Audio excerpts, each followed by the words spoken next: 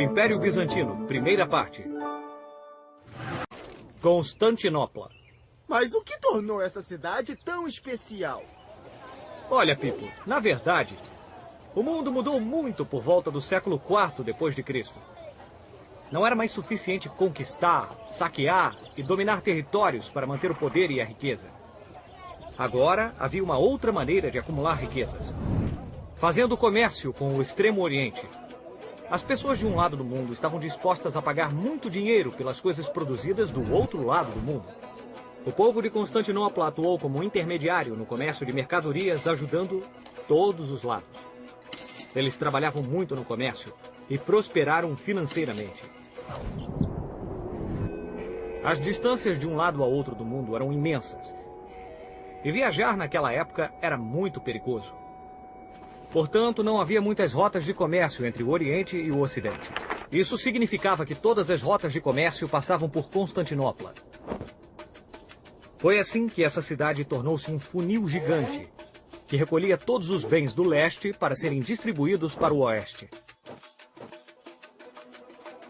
Tanto dinheiro estava passando por Constantinopla que uma nova base de poder para o Império Romano se formou. Não era o poder dos exércitos, mas o poder do dinheiro. Mas quem vivia em Constantinopla? Como o poderoso Império Bizantino começou? Descubra no episódio de hoje de Verdade ou História. Bom, para começar, temos de voltar à Roma Antiga. No ano 306, um homem chamado Constantino tornou-se imperador do lendário Império Romano. Constantino viveu alguns momentos complicados e turbulentos. Por um lado, os povos germânicos foram conquistando tudo à sua volta e foram caminhando em direção a Roma. Por outro lado, havia um número crescente de cidadãos romanos que estavam se convertendo ao cristianismo. Esses cristãos queriam se proteger da repressão e da violência. Constantino decidiu que a melhor coisa a fazer era mudar a capital do império para um lugar mais seguro. Então, ele fundou a Nova Roma. Embora depois de sua morte, a cidade tenha ficado conhecida como Constantinopla, em sua homenagem. Entendi. Constantino, Constantinopla. É isso aí, Pipo. Eu sou um gênio. Constantino fez outra coisa muito importante. Foi o primeiro imperador romano a adotar a religião cristã. Isso significava que os romanos podiam praticar livremente o cristianismo sem temer a perseguição ou a prisão. Mas, claro, os romanos orgulhosos que ainda viviam em Roma não estavam, digamos, muito felizes com todas essas decisões. Eu não concordo com tudo que Constantino fez. Em primeiro lugar, como pode existir um Império Romano que não é governado a partir de Roma? Em segundo lugar, o que está acontecendo em Roma? Diante de tanto descontentamento, no ano 395, um sucessor de Constantino, o imperador Teodósio, dividiu o império em dois após sua morte. Teodósio foi o último imperador a governar tanto a parte oriental, com capital em Constantinopla, como a parte ocidental, com capital na antiga Roma. Seus dois filhos foram os herdeiros dessas duas partes. O Grande Império Bizantino. O Império Romano não foi completamente destruído. O Império Romano do Oriente, centrado em Constantinopla, continuou a florescer. De fato, ele se transformou no que chamamos de Império Bizantino e durou mais de 1000 anos. No ano 527 d.C., o Império Bizantino tinha seu primeiro grande imperador, Justiniano, o Grande.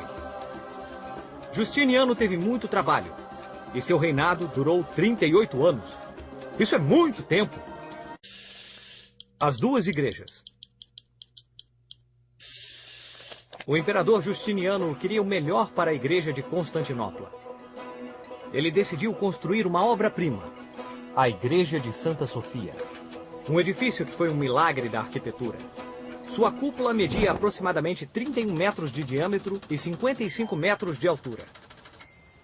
E da maneira como a cúpula foi construída, parecia que ela estava flutuando no ar. A igreja era o símbolo da unidade e da força do império sobre o cristianismo. Mas fora do império de Justiniano, de volta a Roma, vivia o chefe da igreja cristã, o Papa. E ele tinha autoridade sobre todo o mundo cristão. Os papas daquele tempo não poderiam ter gostado do poder que Justiniano foi ganhando e de sua influência sobre os cristãos. Ué, espera um pouquinho aí. Não entendi. Eles não eram todos cristãos? É, Pipo, todos eram cristãos. Mas os papas de Roma tinham certas crenças de como o cristianismo devia ser praticado. Isso incluía tudo, desde como ensinar a Bíblia até em que língua as pessoas deveriam orar. E o Império Bizantino tinha ideias diferentes sobre como praticar o cristianismo. E acreditavam que elas também eram corretas. Assim, essa discussão sobre as duas abordagens levou o cristianismo a se dividir em duas correntes.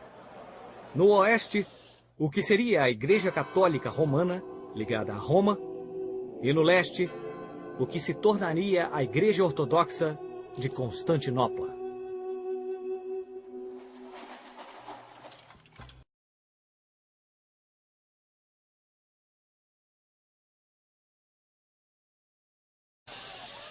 A queda de Constantinopla.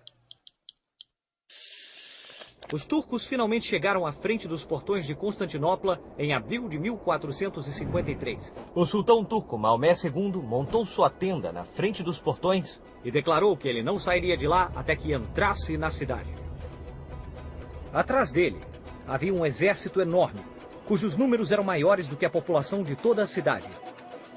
E por trás deles havia ainda a arma secreta dos turcos.